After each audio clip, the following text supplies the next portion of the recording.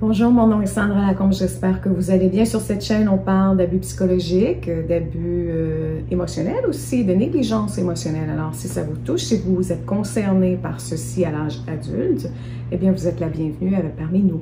Alors, aujourd'hui, on parle d'un sujet particulier, c'est-à-dire les gens qui vivent dans un bordel constant, les gens qui ont de la difficulté aussi à se débarrasser, à se départir de leurs choses, qui doivent les garder avec eux.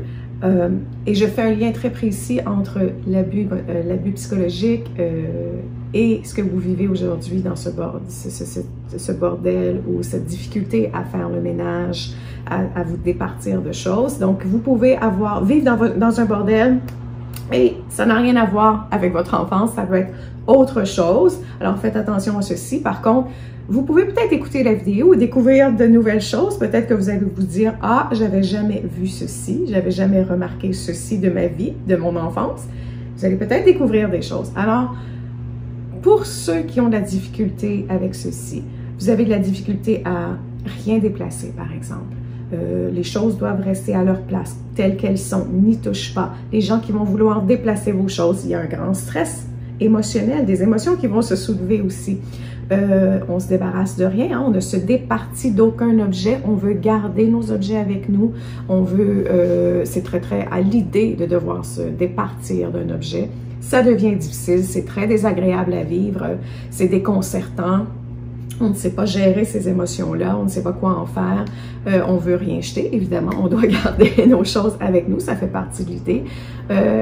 On veut aussi, je pense que je l'ai dit, on veut garder le bordel tel qu'il est. Oui, je l'ai dit tout de suite, je l'ai dit d'entrée de jeu. On veut que les choses restent telles qu'elles sont. C'est difficile de changer les choses. On refuse l'aide aussi. Hein. Les gens vont dire, ben c'est bon, on va passer le week-end ensemble, on va faire le ménage de ton appartement, on va faire le ménage de ta maison, de ta chambre, de tes... Non, on veut que personne touche à nos choses. Nos choses représentent quelque chose de très concret pour nous. Émotionnellement parlant, évidemment, il y a des souvenirs rattachés à ceci et vous allez voir pourquoi on n'y arrive pas plus tard. Alors, le lien entre l'abus de l'enfance et le comportement actuel, évidemment, ce n'est pas quelque chose qui se développe à 4 ans. Hein? On ne devient pas bordélique tout de suite à 4 ans. On ne devient pas, on n'a pas de la difficulté à se départir de nos choses à l'âge de 4 ans. C'est quelque chose qui va se développer plutôt lentement. Ça se fait un peu à la fois, petit peu. Et on remarque avec le temps qu'au final, on est devenu ce qu'on est et on arrive difficilement à changer, à prendre soin de ces émotions qui ne sont pas bien gérées. Et il y a deux choses vers lesquelles je vais vous guider aujourd'hui. Évidemment, ce sont des exemples. Vous pouvez l'avoir vécu différemment. Ce sont des exemples qui, pour la plupart, vont vous aider à guider votre regard vers le problème, vers ce qui pourrait avoir été vécu dans l'enfance. Donc, aidez-vous de ceci pour ajuster votre réalité, évidemment. La première chose que j'ai à dire, c'est que le processus avec la relation que vous avez avec vos objets ne s'est pas fait correctement, ne s'est pas terminé correctement. Vous n'avez pas appris à faire ceci souvent. Et je vais vous donner des exemples concrets de la façon pour laquelle, en fait, les raisons pour lesquelles vous avez peut-être la difficulté à dire, ben, je peux pas me débarrasser de ceci, c'est impossible, ça m'appartient. Écoute, il y a tellement de choses rattachées à ceci, tout ce que j'ai vécu avec cet objet. Ce à quoi je pense rapidement, là, c'est qu'un parent peut vous garder enfant très longtemps. Un parent qui ne veut pas vous voir grandir, un parent qui aime vous voir à l'âge de 4 ans, 5 ans, 6 ans et vous laisse dans cet état de jeune enfant et qui en profite finalement, qui est égocentrique, qui ne pense qu'à lui, qui ne pense qu'à ses besoins, qui ne pense pas à votre développement, mais à son besoin à lui, à ce qu'il ressent présentement. Alors ce n'est pas pour vous. Hein, il ne pense pas à votre développement, il pense pour lui, c'est à lui qu'il veut ressentir quelque chose. Alors, il vous le garde dans l'enfance très longtemps et vous empêche de faire le processus de l'objet, de ce qui vous entoure correctement.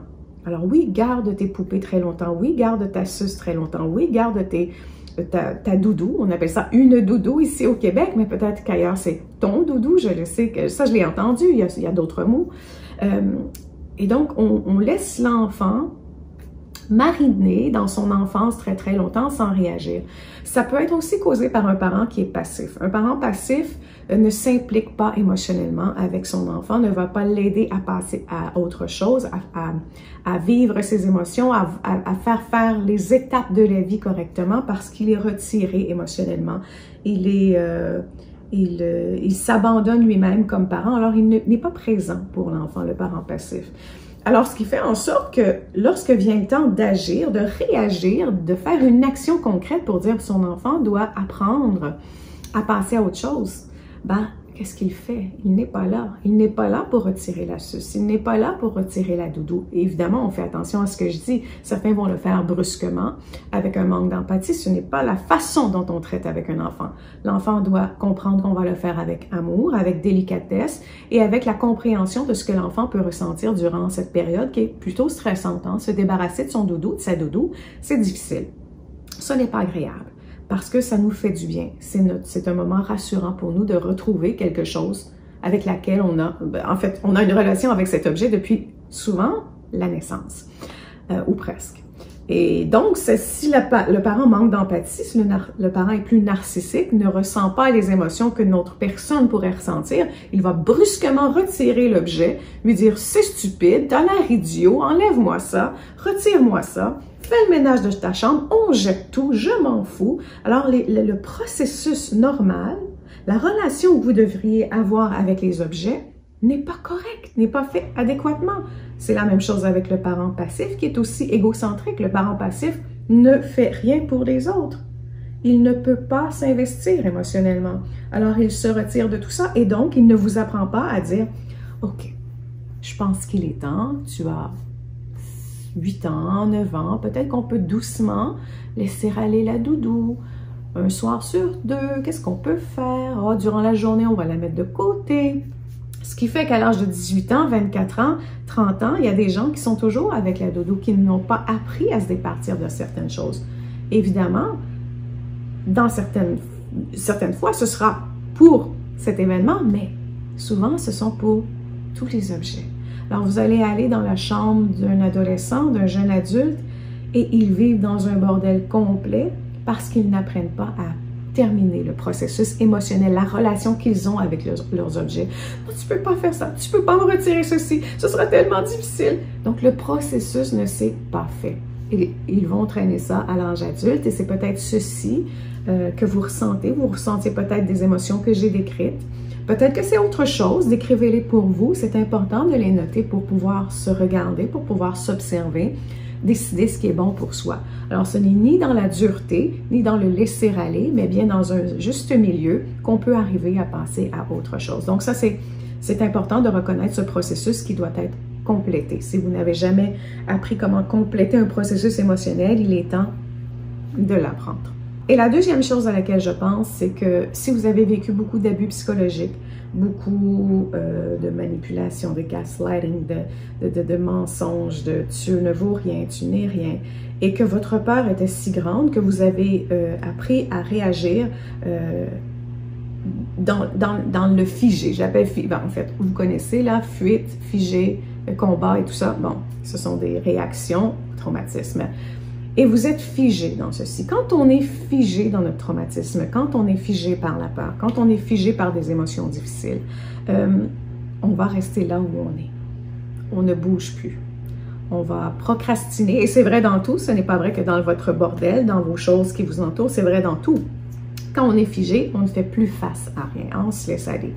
On procrastine, je le répète, on va s'engourdir avec plein de choses, on va plutôt résister à faire quoi que ce soit et plutôt, dès qu'on peut cesser de faire ce qu'on fait, c'est-à-dire par exemple travailler, dès qu'on arrive à la maison, on s'assoit, on ne fait plus rien, on ne se fait plus à manger correctement, du moins de façon saine, on fait ce qui va vite, ce qui prend le moins d'énergie possible, on va s'écraser sur notre canapé à écouter la télévision ou regarder son téléphone portable ou se geler d'une quelconque façon, ne plus exister, on n'est plus présent. On va fuir les responsabilités, on va fuir les relations, on va fuir beaucoup, donc parce qu'on est figé. Donc, ce que ça veut dire, c'est qu'on ne prend plus soin de soi. Et prendre soin de soi, ce n'est pas que soi. Ce n'est pas ce qui se passe, ce n'est pas seulement ce qui se passe à l'intérieur, mais c'est aussi ce qui se passe à l'extérieur de nous. Et ça fait partie des raisons pour lesquelles on peut vivre dans un bordel constant, qu'on peut avoir la difficulté à se départir des choses. Il y a une relation émotionnelle avec les choses qui n'est pas complétée. On ne sait pas comment le compléter. Et c'est pour cette raison. Ce sont des exemples, évidemment, qui font en sorte que peut-être vous avez de la difficulté à vous prendre en main. Vous vous abandonnez en quelque sorte si vous êtes figé. Et d'un autre côté, le stress émotionnel, l'angoisse qui vient, l'anxiété qui est soulevée quand on pense à l'idée qu'il faut se départir de quelque chose avec laquelle on a eu une relation depuis longtemps.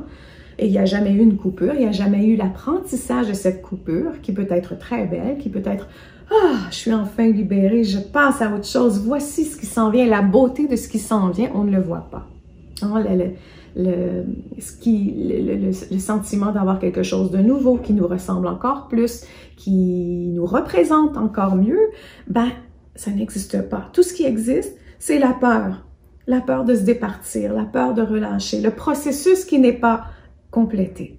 Alors, notez ceci, notez vos émotions par rapport à ce que vous ressentez, regardez votre état d'esprit, regardez votre corps, est-ce qu'il est figé aussi? C'est important, somatiquement. Est-ce qu'on veut fuir toute forme de responsabilité et on vit dans une fatigue constante, qui est souvent une fatigue de ne pas vouloir vivre la réalité actuelle? Alors, regardez ceci en vous parce que il faut réparer les traumatismes, il faut apprendre à être émotionnellement plus mature, à s'ajuster à la vie.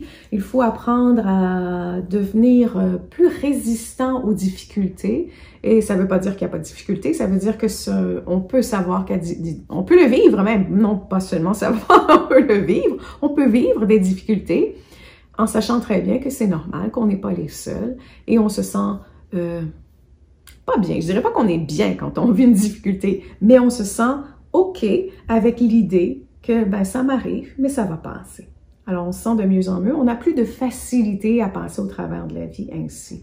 Alors, il faut réparer ces traumatismes-là, il faut réparer son état émotionnel, il faut réparer sa maturité émotionnelle, il faut apprendre à vivre avec des cycles émotionnels, terminer des émotions, terminer des relations avec des objets.